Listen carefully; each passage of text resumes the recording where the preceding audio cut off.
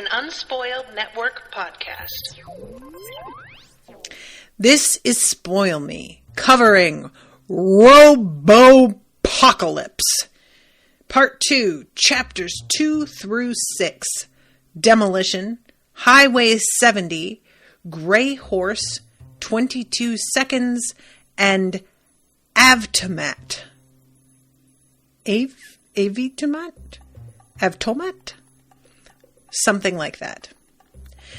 In these chapters, we get to see what the first steps are that Arcos decides to take, and basically he's like, well, first I'm going to get a snowplow, and I'm going to drive it through the center of humanity, and then we'll figure it out from there. Welcome to Spoil Me.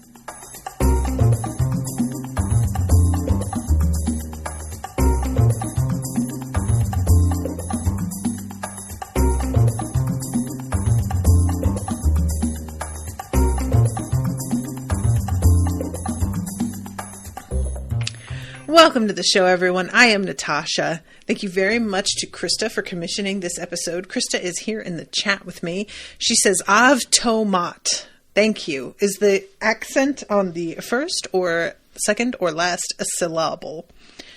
So yeah, these chapters are when shit really begins to ramp up. And we get a couple returns to characters that we have met before.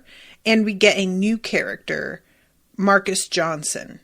As we find out, Marcus Johnson actually winds up being somebody who's like, he sort of sets the model for how to fight back in a city situation.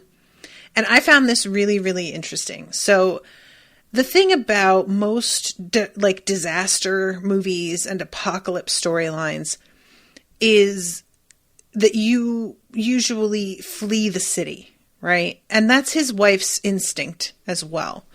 And I really like that that's addressed in a way that's not like... I feel like it would have been really easy to be like, oh yeah, but they realized something that nobody else even thought of, and so they stayed behind because they knew that it was actually better to be in the city. No. It's just like their personal abilities. He's like, we've literally never even gone camping, honey. Like, we have no supplies. We're going out into, like, you know, an area that we don't know with people that we're just hoping are going to care for us out of the kindness of their hearts and share their supplies. And we haven't even got basic skills to take care of ourselves. That is not the thing to do. And I really appreciated that because, you know, as we see, they do have they have a very specific set of skills. But they do. It just lends itself to their city situation, their setting. And so they decide to use that to the best of their ability. And it really makes a lot of sense that so many people would want to flee. I mean, I think I would probably have the same instinct as she does. And when I stop and think about it, I don't know that that would be a good choice for me. I have never really been super into camping. Like, I went through a period of time where I camped frequently, but it was really more because I was young and poor, and you can sleep on the ground when you're young and it doesn't like half kill you. And you don't have the money for like a proper hotel. Now I will get an Airbnb, please and thank you. I'm not camping. We're not doing that. So that certainly wouldn't be great for me. And I don't really know anyone who lives in the country that I could go flee to. So it would be camping. That would be it, you know? And I think that what they do here is a little bit more interesting because it's just a different tack that I didn't expect the characters to take. So the way this one starts off is the following description of the advent of 0 Hour was given by Marcus Johnson while he was a prisoner in the Staten Island forced labor camp, 7040. Word? Forced labor camps. Now, I'm pretty sure they've been mentioned, but I don't know why it just didn't quite hit until now. And I'm like, so what are the robots, I'm assuming, are the ones forcing labor? What kind? because they seem like they're able to do a lot themselves. So what do they need people for? I would like to know. I'm very interested. Like, I was thinking maybe like mining for like minerals that are needed to build more, but like a robot could do that, I would think. I don't know. I really don't. Huh. Well, anyway, I'll ponder that, but it caught my, especially since it's Staten Island Forced Labor Camp 7040, which really suggests that there's like a number of these. The fact that this is a 4-digit number, I don't know if that's that significant, but it just gives the impression that there's enough of them that we're going to have to start really keeping track, you know? And he says, I made it a long time before the robots took me. Even now, I couldn't tell you exactly how long it's been. There's no way to tell. I do know that it all started in Harlem the day before Thanksgiving. So this dude is a construction worker, and so is his wife. And they're going to be having people to their place for Thanksgiving, and he's enjoying the fact that they're not traveling. As is so usual of men at the holidays, he's sitting his ass on the couch while she's in the kitchen doing everything. I'm judging you, but that aside. So he's watching the news, and it says all her professional poise drops like snapping off a heavy tool belt. This is the one criticism that I will have for this author. It's not even a big deal. It just catches me occasionally.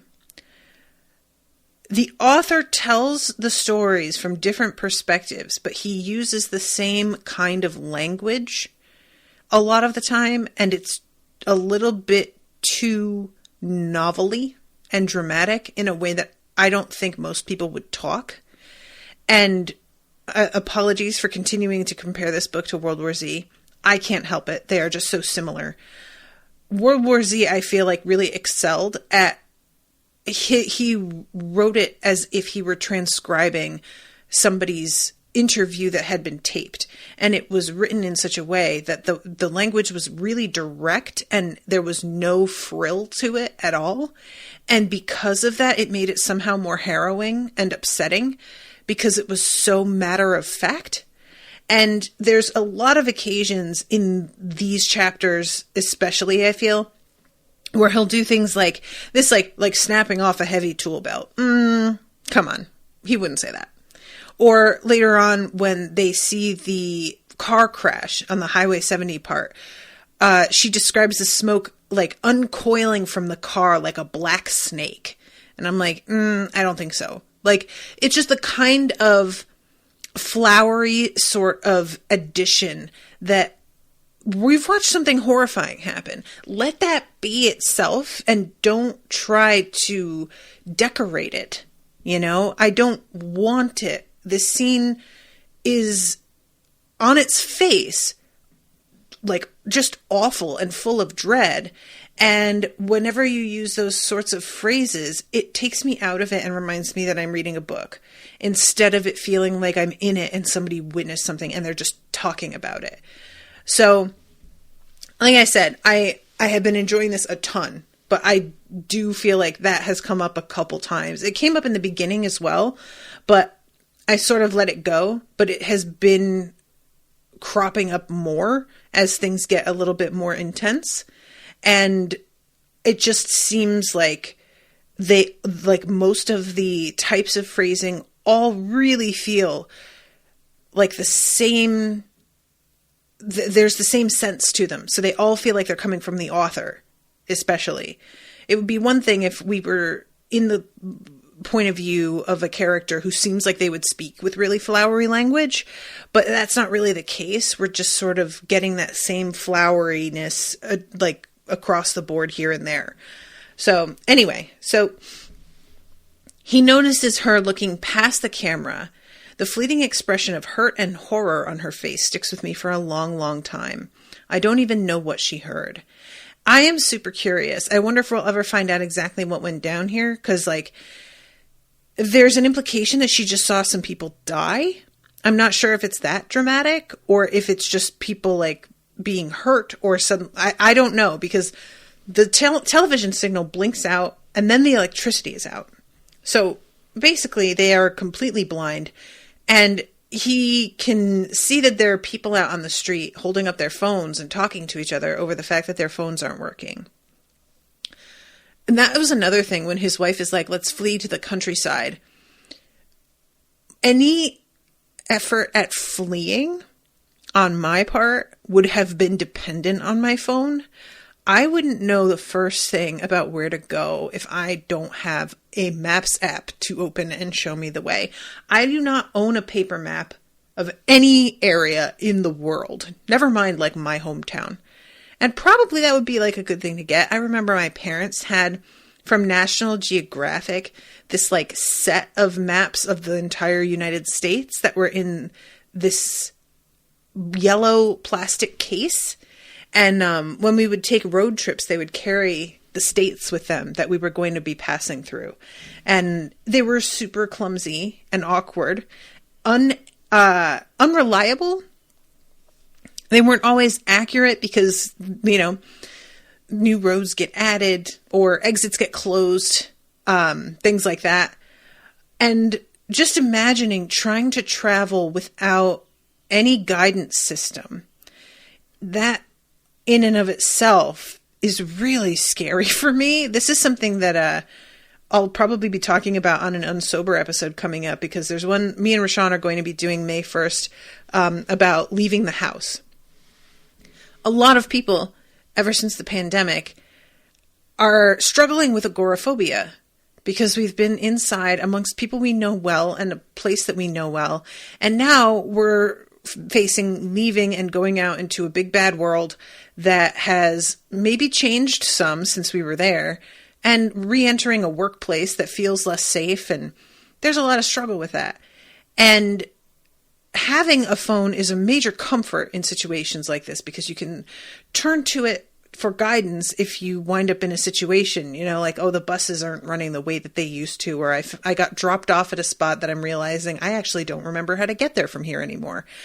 But when I moved to new cities and we did not yet have Maps apps, it was really scary. I had to like psych myself up to go outside and figure out what was in my area and try and memorize how to get to the store, you know, like just the adjustment was much more major. And I still remember moving to Philly and trying to convince Brendan to let me buy a pretty expensive like GPS app, because the Apple Maps and Google Maps were not standard. They weren't free. I don't think Google Maps had even dropped yet. This was like 2010 maybe. And, you know, Philly is a city. It's a bit intimidating if you just don't know your way around anywhere. And I was supposed to be like using public transportation and shit. I didn't even know where the stops were. I didn't know anything. So it was really, really intimidating. And I'm just thinking about this fleeing to the country, like where? How do you know where's a good place to go? You can't hop on Google and fucking find out now. There's no frame of reference for somebody like me. And it doesn't sound like they would actually even know based on the way that he talks about their scope. So he says, I can hear the confusion, screams, explosions, engines. A couple times I hear gunfire. People in our building move through the hallway outside arguing. Dawn starts a breathless commentary from the windows. The cars are hunting people and there's nobody in them, and oh my God, run. No, please, she murmurs, half to me and half to herself. They're on autopilot and killing people. Thousands of people. All of a sudden, Dawn dives away from the window. Our living room shakes and rumbles. A high-pitched whine rips through the air, then trails away. There's a flash of light and a massive thundering noise from outside. Dishes fly off the kitchen counter. Pictures drop from the walls and shatter. No car alarms go off. Dawn sits with her lanky arms wrapped around her knees, tears rolling down her expressionless face. An 80-seat commuter plane has just streaked over our block and gone down in the neighborhood a mile down the street near Central Park. The flames now cast a dull reddish light on our living room walls. Outside, black smoke pours into the air. People aren't gossiping in the street anymore. So, what I found really interesting is later on, he finally makes himself look outside. And there is not the, bodies that he's expecting. There isn't the carnage. Because the robots need clear, means of getting around. So they are taking the bodies away. And it takes time, and it's kind of sounds like it's a headache of a process. But it's much more chilling to him to look out and realize that there's nothing extraneous in the way. The ways have all been cleared so that they can continue going from apartment to apartment. And he unplugs appliances. He duct tapes tin foil to the windows and pulls the shades. And that winds up being pretty key. It really had me thinking, if I were in this position, I do not have enough tin foil to cover windows. If I lived in a New York City apartment, I might, because they come with approximately half a window usually. So probably it would be enough. But in the home that I currently live in, I definitely don't. And I was trying to think about, because I have modern tech. I have a newer computer. I have a newer phone. Owen just got a new car, and that definitely has a tracing chip in it. We would be probably pretty screwed, I think. He checks the hallway. There were voices out there earlier. I step out and immediately see Mrs. Henderson from down the hall walk into an open elevator shaft. It happens quick and silent. I can't believe it. Not even a scream. The old lady is just there 1 second and gone the next. So I am assuming the doors opened and tricked her into walking into what she thought was an elevator. It's weird to me. I guess maybe because she's older, it's supposed to be that her eyesight isn't good. Because I feel like most of us, the doors open and we immediately be like, oh God, there's nothing there. But yeah, she walks into it. And he leans over to see if she's actually at the bottom. And evidently she is, because he vomits. So this is when he is really starting to understand, as he goes around from apartment to apartment, that the 6 apartments on his floor, there doesn't seem to be anybody in them. It could be that they're just hiding from him, but I don't think so. So the next morning, this is when his wife suggests that they go out into the country. And he's just like, dude, we just don't know what we're doing. This is where we know our way around. This is where we know how to handle things. And she says something about how they're going door to door. The robots can climb stairs and shit. And he decides finally to go look outside and see exactly how this is operating. So, in the late afternoon, what looks like a toy helicopter putters by our building at about 30 feet off the ground. It's the size of a doghouse, flying slowly and with purpose.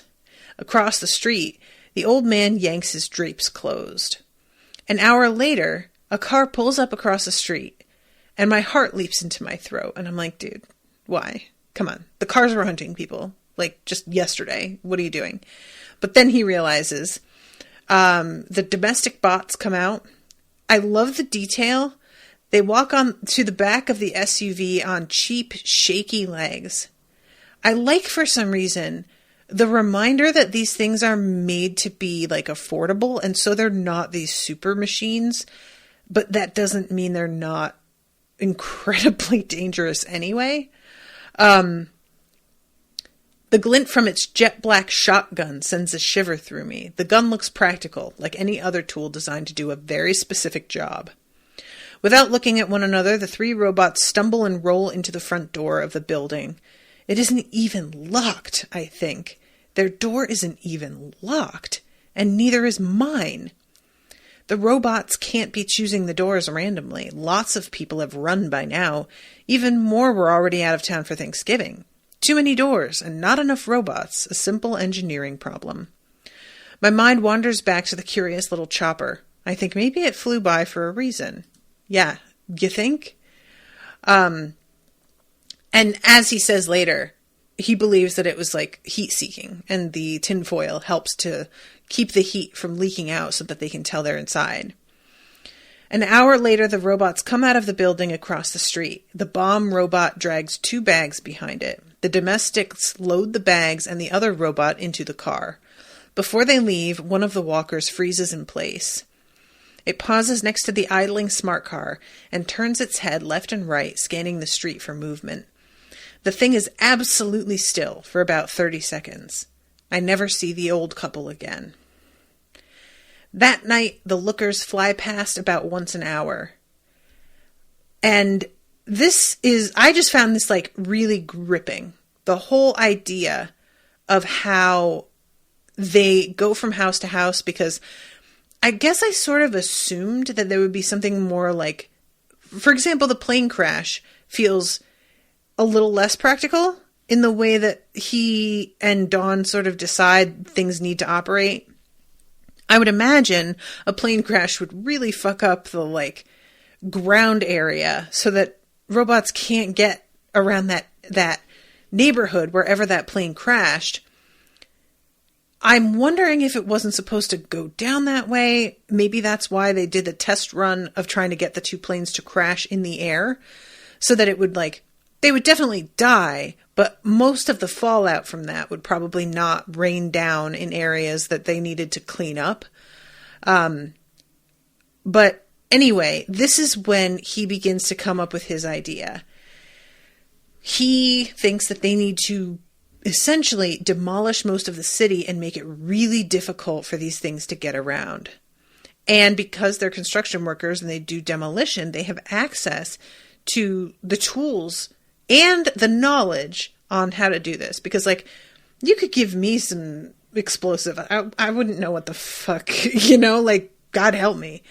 In the lobby, I demolish everything I see and pile the debris in front of the main door. I smash the elevator, the plants, and the front desk. The walls, the mirrors, the chandelier, all of it breaks down to form a pile of loose wreckage. Oh, and I lock the front lobby door, just in case it matters. I come across a couple of people on other floors, but they holler through their doors and refuse to come out. This is another question, because he's thinking about the neighbor that he saw walk into the elevator shaft and wondering, how much food she's got in her house, because we're in a position now where, obviously, you can't just, go get groceries. So, what do you do? I don't know what you do. There has to be security cameras and stuff still operating in the grocery stores. They're going to know you're moving around. They're going to come and find you or follow you home. You would have to find a way to lose them or make it look like you're going into a different building than you are. Find a secret sort of, way through the side of a building into another building. And that just sounds really tiresome. It sounds like a lot. So I find the demolition gear where I left it 3 days ago before the new war started. It's undisturbed in the back room at work, only a few blocks from where I live. So he gets this all set up, steps across the street, and he sees his wife, and she is filling the tires with gasoline. And she says that she'll light it if he'll roll it. We roll a dozen burning tires out into the street. They fall over and burn, sending coils of concealing smoke up into the air. This was a pretty dope idea. It's sort of a double, you get the smoke, which helps conceal. And then probably, I would imagine that the tires might melt to the street, which would make it really difficult for the robots to clean it up afterwards. So that helps to create some obstacles on the asphalt as well. I'm sure they can clean it up, but it's probably a little bit harder, Also, because of the size of these machines, for the most part, sounding like they're about, I think the max we've heard so far is 4 feet. I would guess that certain tires are going to be harder to handle than others to like move around. They are like picking up and dragging bodies though, so maybe not. I don't know. So they blow the thing, and there's just all of this glass, chunks of pavement, everything. It has done the job, and he really begins to like whoop and get very excited. And he looks up and sees a bunch of people who have come out and are seeming to realize what it is he's doing. If we want to live, we've got to destroy New York City. And this section ends with, the demolition methods pioneered in New York City by Marcus Johnson and his wife Dawn were replicated throughout the world over the next several years. By sacrificing the infrastructure of entire cities, urban survivors were able to dig in, stay alive, and fight back from the very beginning. These dogged city dwellers formed the heart of the early human resistance. Meanwhile, millions of human refugees were still fleeing to the country where Rob had not yet evolved to operate. He soon would. Ominous. So then we go to Highway 70. And this is, I was very excited because we are reuniting with Matilda and her little brother Nolan, and they're with her mom Laura, who is the congresswoman who was organizing the Defense Against Robots or whatever it was act. And they are going to see her father. And her father, as she puts it, is like a technophobe. So it does sound like if you're worried about this shit happening, it is the place to be. I mean, you want to go to somebody who doesn't have anything except a really, really old car and radios, right? And she specifically chose a car that doesn't have any modern tech on it, which I just really enjoy the fact that she chose to listen to her daughter.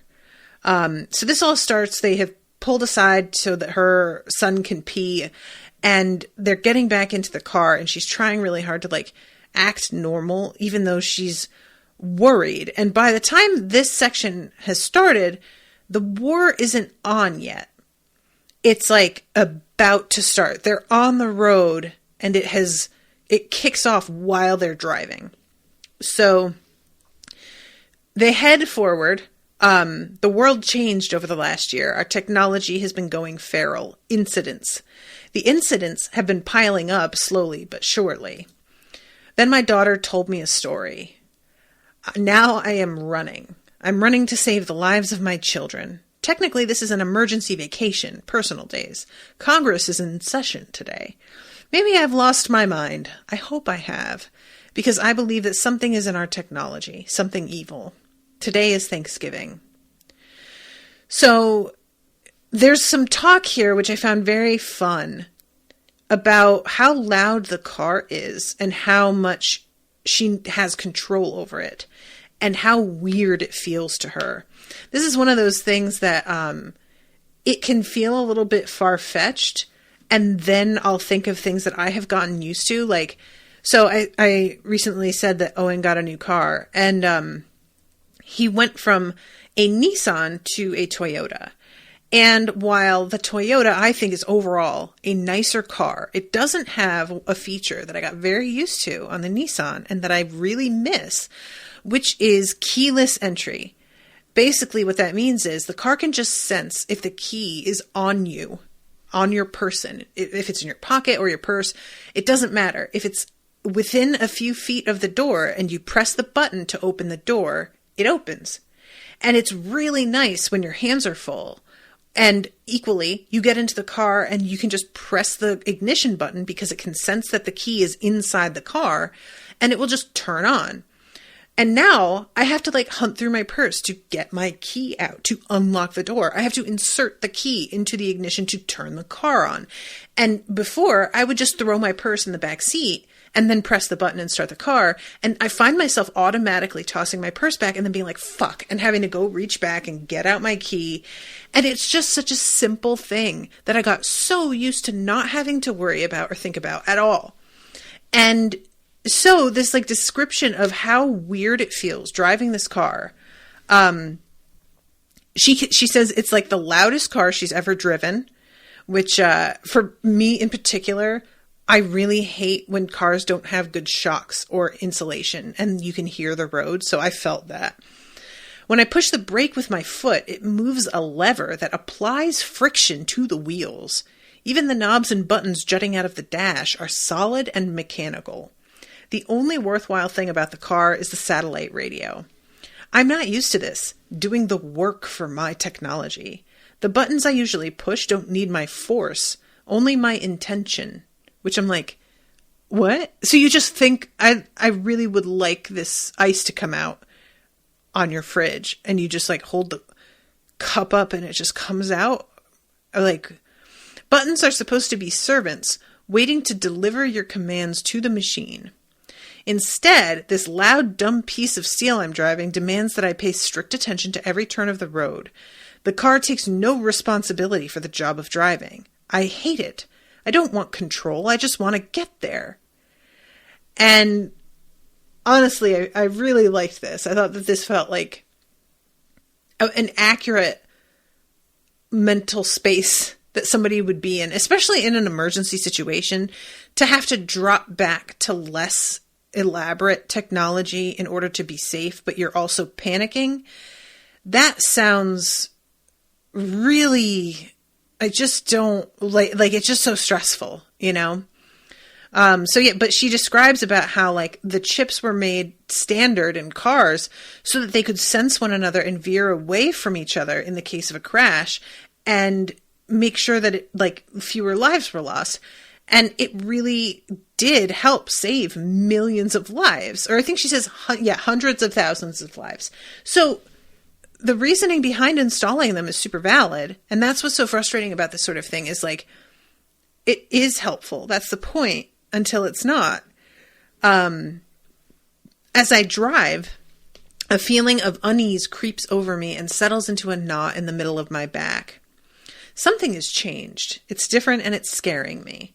And eventually she realizes that it's the song on the radio. They're looping the same 20 minutes of songs over and over again. Which I sort of found interesting. I feel like most satellite stations probably have a giant playlist and that might not happen. But I admit I don't really know how that works. And maybe it would happen this way. So she gets a call from allegedly her father. Laura, this is your father. Bad things are happening. I can't talk. Meet me at the Indianapolis Motor Speedway. Gotta go. And the phone cuts off. And I admit, I found this extremely suspicious. It makes total sense why she wouldn't question it. Because it's his voice. And there's no reason to think that they can imitate a voice this way.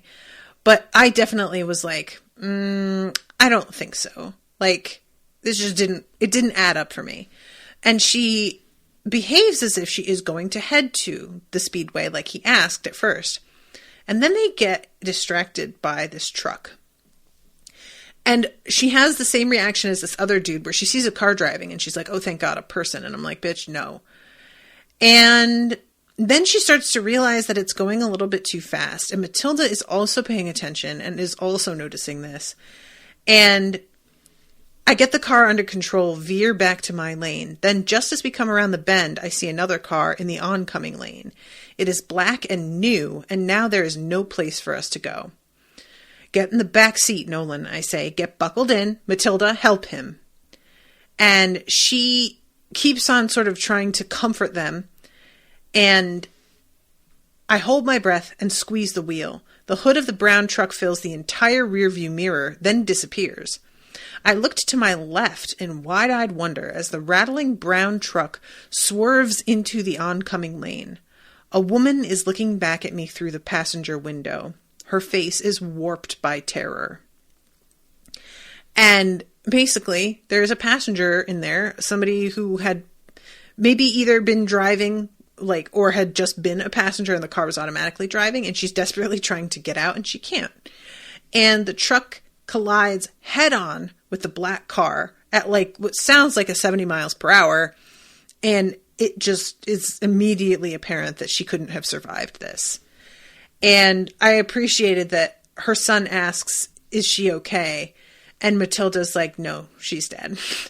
And then she comes across her first like car accident on the side of the road.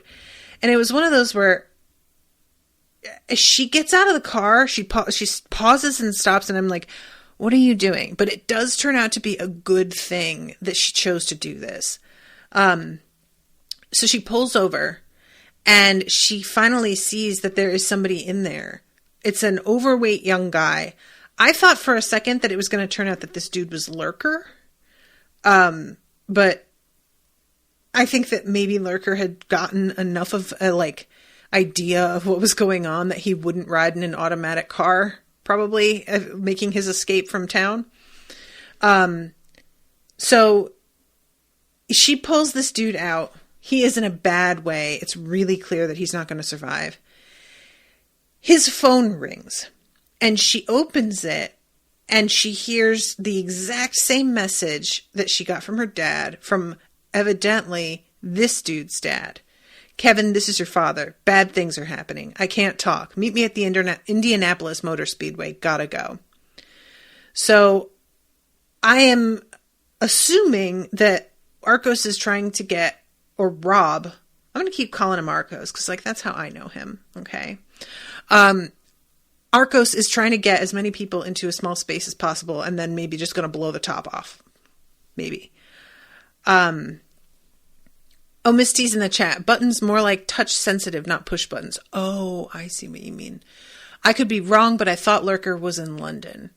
I think you're right. He had an accent in the audiobook, but even so, he could still be in America, but I don't think so. I think you're right. So she goes back into the car and she's, smart enough to realize that this means that something is fucking with her, and they go to her father's anyway. And when they pull up, she notices that there are tire marks on the lawn. The screen door yawns open in the breeze, slapping the house. The cars are gone from the garage. No lights are on inside the house. Parts of the wooden fence have been knocked down. Then the front door begins to swing open. There's only blackness on the other side. And it basically ends with her being like, I can tell that Matilda will be brave no matter what comes out the door. And it ends there, and then we get Cormac's commentary. Laura Perez and her family were not seen or heard from again until almost 1 year later. They next appear on the record when registered in the rolls of the Scarsdale forced labor camp just outside New York City. So, even if it is her dad in there, they do get caught up eventually. And that's what's sort of interesting about all of this, is that even the people who survive, it's not like they got away. They just survived. That's not the same thing. At least the ones that we've seen so far. So then we go to Chapter 4, Grey Horse. Under surveillance, Officer Lonnie Wayne Blanton was recorded giving the following description to a young soldier passing through the Osage Nation in central Oklahoma. Without the brave actions of Lonnie Wayne during zero hour, the human resistance may never have happened, at least not in North America. So the Osage Nation becomes increasingly important. People connected to it have come up frequently. And I believe later on, when we're in Avtamat, his son is the one who is, I can't remember that character's name. But we'll get there. Getting ahead of myself. So, this is the dude also who interviewed the kid after the ice cream incident, the frozen yogurt shop, in the first chapter. So,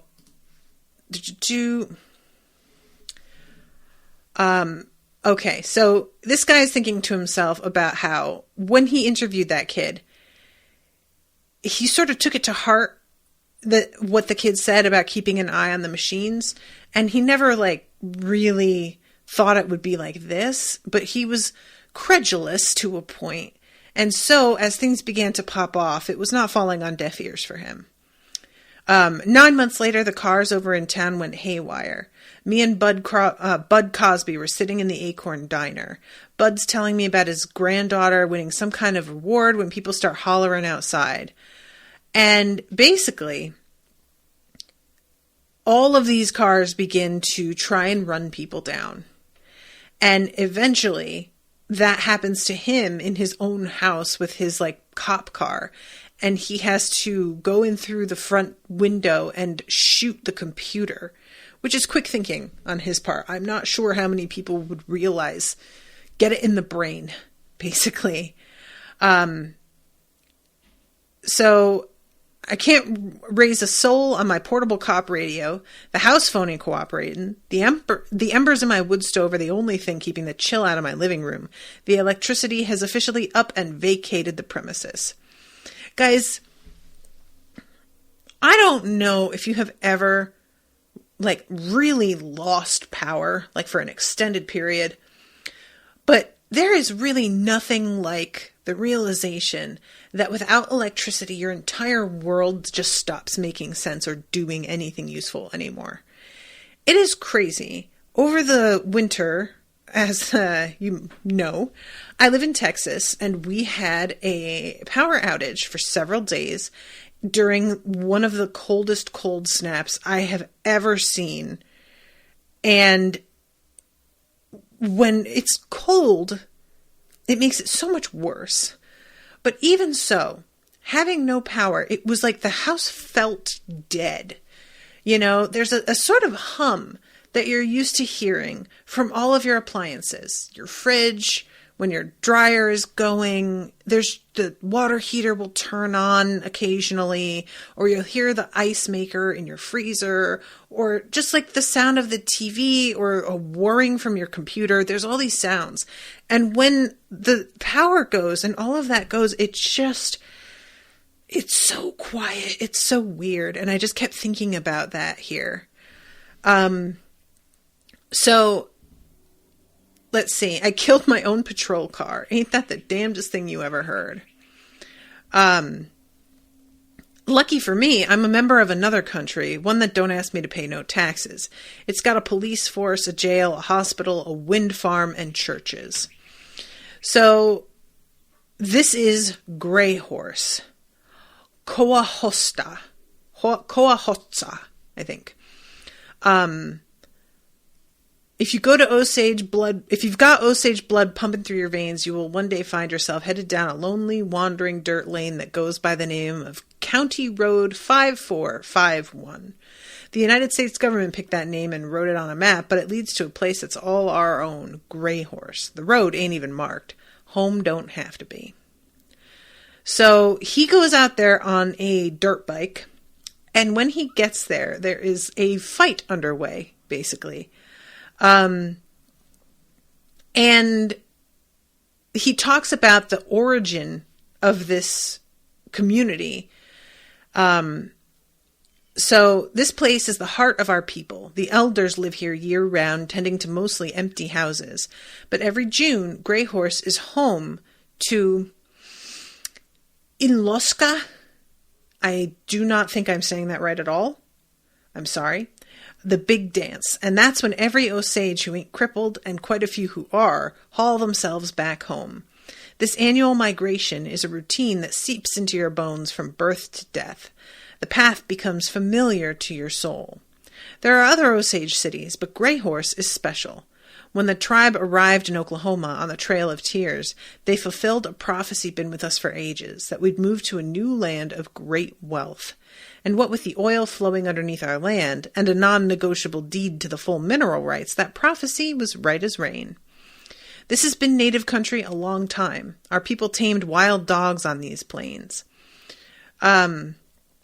Is it our fault that all this tends to make the Osage tribe a little snooty? And I found this really fascinating. I'm wondering how true this is, if the author has experience with this. Because the idea of there being like elitism among tribes never occurred to me, but it really would make sense because people just like to fucking feel better than other people, no matter where they come from, you know? So when he, like I said, when he gets here, there is a fight underway already. And there is this kid who is trying to get into the community And because he isn't part of their tribe, he's Cherokee, they don't want to let him in. And he says something about how his girlfriend is Osage. Your girlfriend is dead, spits Hank. Even if she wasn't, we ain't the same people. So he evidently, like, his community is dead. I don't know if Hank, when he says, even if she wasn't, we ain't the same people, I'm guessing that means, like, his girlfriend had been Osage from one of the other areas, maybe a different state. And this dude, Hank, is just really not interested in helping this kid out. And John Tenkiller is the dude who is sort of trying to mitigate this here and mediate a little bit. The drumkeeper speaks. John Tenkiller is a rail-thin little fella with dark wrinkled skin and clear blue eyes. Been around forever, but some kind of magic keeps Tenkiller spry as a willow branch. Enough, says John Tenkiller. Hank, you and Lonnie Wayne are eldest sons and you have my respect, but them head rights of yours don't give you free license. And they say this isn't about one tribe against another, and it isn't even about white, brown, black, or yellow. They're sure as shit is a threat, but it doesn't come from other people. It comes from outside. So they decide that they are going to do the dance, the drum circle. And they will basically ask the question of the spirit, like what they think we should do. And so they wait for a sign and they get going on this dance. And I don't know if they take anything hallucinogenic, if that's a part of this. It doesn't seem like it is. It's just meant to be that they get into this like headspace. And 10 minutes ago we were cops and lawyers and truckers, but now we're warriors. Dressed in the old style, otter hides, feathers, beadwork, and ribbon work, we fall right into a tradition that has no place in history. The transformation is sudden, and it jars me. I think to myself that this war dance is like a scene trapped in amber, indistinguishable from its brothers and sisters in time. As the dance begins, I imagine the lunatic world of man changing and evolving just past the flickering edge of firelight. This outside world lurches ever onward, drunk and out of control. But the face of the Osage people stays the same, rooted in this place, in the warmth of this fire. So we dance. The sounds of the drum and the movements of the men are hypnotic. Each of us concentrates on his own self, but we naturally build into a fated harmony. So eventually he begins to have this vision, and he sees the kid from the ice cream store and remembers the promise that he made. And I see a figure walking out of the back door of the ice cream shop. I follow. The figure stops in the darkened doorway and turns to me. I shudder and choke down a scream as I spot the demonic smile painted on the plastic face of my enemy. In its padded gripper, the machine holds something, a little origami crane, and the drumming stops. What does that mean? The little crane. What's that about? So he comes back to himself here. I think the drumming stops. I notice John Tenkiller. He's standing stock still, real slow. He raises a hand and points toward the dawn. A white man stands there in the shadows, face bloodied. A crust of broken glass is embedded in his forehead. He sways, and the shards glitter in the firelight. And a boy of probably 10 stands in front of his daddy, head down, exhausted. There's no sign of a wife or anybody else. Me, Hank, and the drumkeeper gape. Our faces are smeared with dried ochre. I'm thinking this guy must feel like he's done stepped through the mud and back in time. But the white fella just stares right through us. Just then the little boy raises his face. His pale forehead is striped with a rusty crimson line of dried blood. As sure as that boy is standing there, he's been marked with the fire of Tsitsu. Sorry guys, I'm mutilating this, I'm sure. Me and Hank look at each other, every hair of our bodies standing on end. The boy has been painted, but not by our drumkeeper. A couple seconds later, the drumkeeper speaks. And eventually, they are like, yeah, we're obviously letting people in. We have to help. And it ends with a comment from Cormac Wallace. The Osage Nation never turned away a single human survivor during the New War. As a result, Grey Horse grew into a bastion of human resistance. Legends began to spread around the world of the existence of a surviving human civilization located in the middle of America and of a defiant cowboy who lived there, spitting in the face of robot kind. So then we go, I have so little time left, I'm going to have to really hurry. 22 seconds. And this is from the perspective of Takeo Nomura, the man who had the, quote, love doll, who looked like an old woman and had that prank pulled on him and then it tried to kill him. And he lives in an old folks community, basically. And he has a lot more of a compassionate viewpoint. He sees these robots as being a lot more like people. And it really sort of makes the difference for him because he knows how to code them. And so when things begin to go wrong, if he is able to like isolate one and reboot it and reprogram it and then kill the infrared that allows that particular machine to get updated, he can basically have one of these guys on his side. And he still has Mikiko, who is like the wife robot, but he hasn't brought her back online because he can't guarantee that she'll be okay. She probably won't, like he can tell. And there's the reason that this one is called 22 seconds. The dot reaches the top floor and pauses there. I don't remember if he says how many floors. I'm trying to see if it says, but I don't remember. The dot holds steady, then it streaks downward with nauseating speed. As the dot approaches my floor, I can hear that odd noise again. It is the whoosh of the elevator plunging straight down at the speed of gravity. A puff of wind is pushed out into the hallway as the elevator falls. Under the wind, I can also hear the screams. So, it comes up and opens, and there are no bodies, but there is blood all over the inside of the elevator. There are scratch marks from people's nails. There's a pair of bloody dentures like embedded in the ceiling. It's honestly super unnerving. Later on, a robot is like riding up in the elevator, and there's this imagery of it as the doors open. This like robot with its like, carved smile on its face, just sort of standing in the middle of this abattoir, and like blood is beaded up on its shell. And I was just like, that would look really scary on screen. I have a feeling it's very easy to design something that is meant to be cute and then have it turn around and be like totally terrifying. Like, I just feel like this would probably work really well as a movie. As long as they didn't do the shit to this that they did to World War Z, but we won't talk about that. So, this is when a mailbot tries to shove him into the elevator. And I found it really interesting that the mailbot tries to shove him into the elevator. It's already killed people using the elevator. And then there's a totally different method for the other people.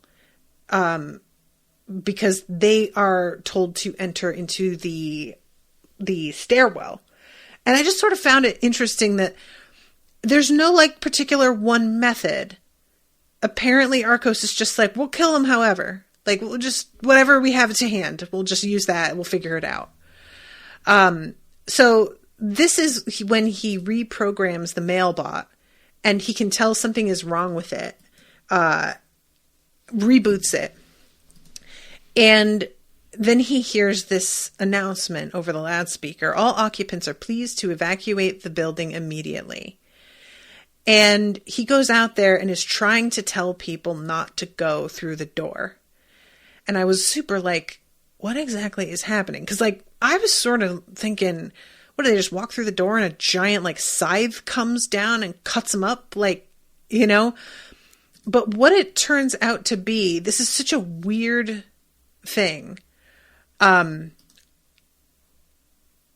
a confusion of inky blackness and flashing strobes, dozens of my elderly neighbors crush each other in falling heaps down the concrete stairs. Showers of emergency water rain down from the sprinkler heads, turning the stairs into slick, cascading waterfalls. The fire exhaust vent is on full strength, sucking frigid air up from the bottom of the shaft to the top. Moans and cries are drowned by the shrieking turbines. The mass of writhing arms and legs seem to combine in my vision until it's a single massively suffering creature. So basically, the system has lured everybody into a stairwell that has been made slippery so that they fall, probably injure themselves, and if not, are then promptly covered by other people. And then they are all wet, and then there's this icy air that will probably promptly send them all into hypothermia, is what I am assuming is going on. It's like they could just smother, but it feels like the airflow thing in particular seems like targeted in this way. So the mailbot, because it's on his side now, manages to get him onto the like service elevator, which is a whole different thing. Let's see. I hear the main elevator doors open across the hall. I look up just in time to see the plastic grin of the big happy domestic robot standing inside the blood-soaked elevator. Streaks of liquid red bead on its casing. Its head twists back and forth, scanning. The head stops, its lifeless purple camera eyes locked onto me. Then the door of my service elevator slides closed. Just before the floor drops out from under me, I squeeze out a few words to my new comrade. Thank you, Yubin-kun, I say. I am in your debt, my friend. Yubin-kun was the first of Takeo's comrades in arms. In the harrowing months following 0 hour, Takeo would find many more friends willing to help his cause. So I have barely any time left, and Avtoma is the last chapter. Overall, I would say that this is probably the best one to have to rush through, because it's a lot of action, but there isn't a lot of world building here necessarily. But this is Paul Blanton, and this is the guy who had the whole thing with the SAP unit that went crazy and then killed itself. And he is incarcerated right now ever since that happened. He was charged with dereliction of duty and scheduled to be court-martialed. So he's in jail, and there is a guy named Jason sharing the cell with him.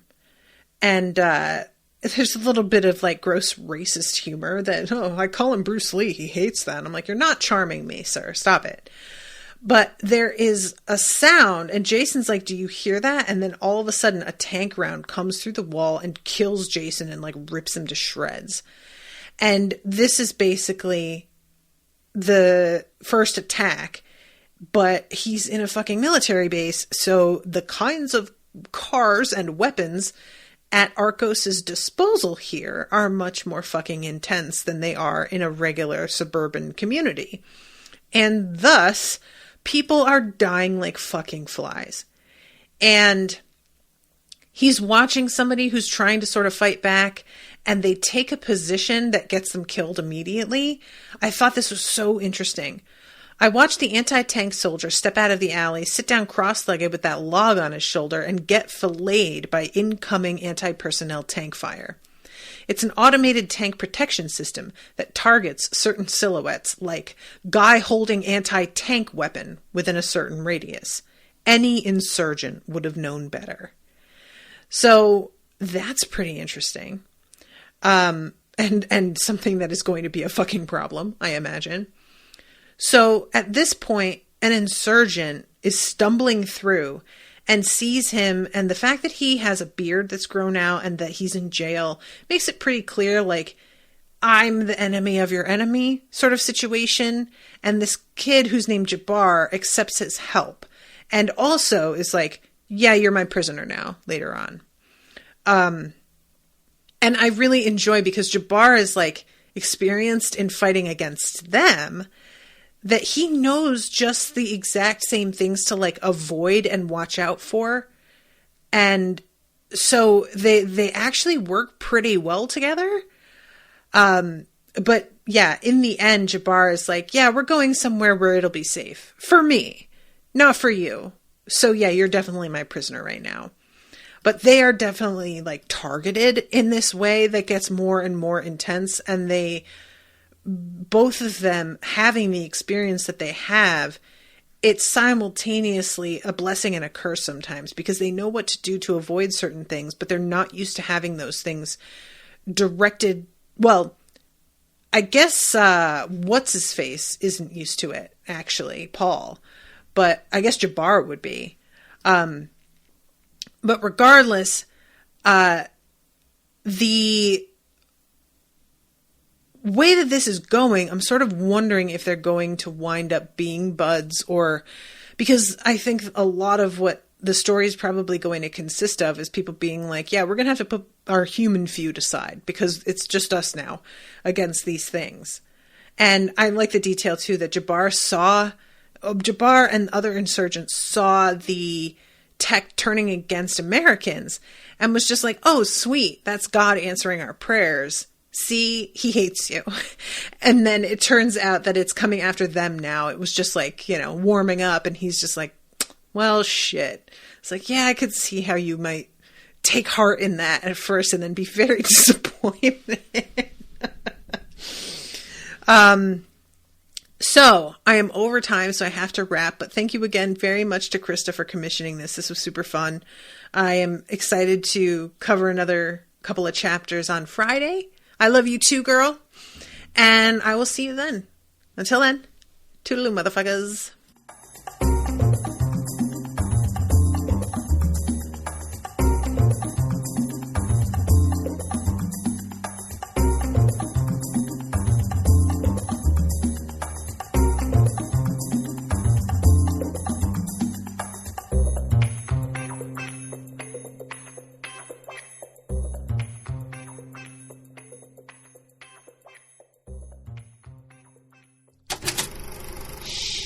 That was an Unspoiled Network podcast.